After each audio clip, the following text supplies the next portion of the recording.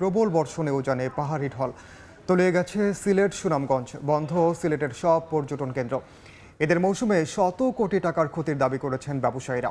এই মুহূর্তে সিলেটের শাহজালাল উপশহর এলাকায় আছেন সহকর্মী ইকরামুল কবির। সরাসরি যাচ্ছি তার কাছে।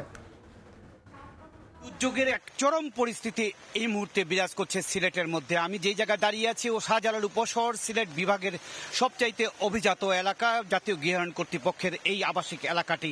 এবং এই এলাকার যেই সড়কটি, প্রধান সড়কটি চলে গেছে, এখান দিয়ে অনেক ব্যবসা প্রতিষ্ঠান রয়েছে বাংলাদেশের এবং দেশের বাইরে নাম করা ব্র্যান্ড সবগুলো এই জায়গাটিতে রয়েছে। এবং এই জায়গার সব নিচতলায় এখন পুরো পানিতে ভরে গিয়েছে। নিচতলার বাসা বাড়িতে যারা ছিলেন বা ব্যবসা প্রতিষ্ঠানগুলো একেবারে দুর্যোগের মধ্যে পড়ে গেছে।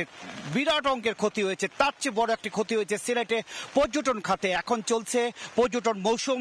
আমরা সবাই জানি যে ঈদের সময়, ঈদের দিন থেকে ঈদের পরে প্রায় এক সপ্তাহ সিলেটের পর্যটন কেন্দ্রগুলোতে পর্যটকের ভারে একেবারে মুখরিত থাকে। কিন্তু এই মুহূর্তে পর্যটন কেন্দ্রগুলো বন্ধ করে দেওয়া হয়েছে। সিলেট, সুনামগঞ্জ, মৌলভীবাজার সহ সিলেট বিভাগের পর্যটন কেন্দ্রগুলো জনমানব শূন্য। প্রশাসনের পক্ষ থেকে পর্যটন কেন্দ্রগুলো বন্ধ করে দেওয়ার ফলে হোটেল, মোটেল, রিসোর্ট এবং পরিবহন খাতে বিরাট অঙ্কের ক্ষতি হয়েছে।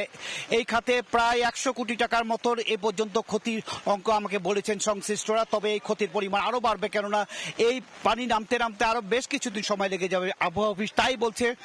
এই মুহূর্তে সুরমা, কুশিয়ারা, সারিগাং 6টি পয়েন্টে বিপদসীমার উপর দিয়ে প্রবাহিত হচ্ছে। সুনামগঞ্জেও সুরমা নদী অনেকটাই উপর দিয়ে প্রবাহিত হচ্ছে, যার কারণে সুনামগঞ্জের প্রায় প্রত্যেকটি উপজেলা, সিলেটের 13টি উপজেলায় এখন বন্যা কবলিত হয়ে পড়েছে। সবচাইতে ক্ষতিগ্রস্ত বন্যা কবলিত এলাকা গোয়াইনঘাট, কোম্পানিগঞ্জ, জৈন্তাপুর, কানাইঘাট, জকিগঞ্জ।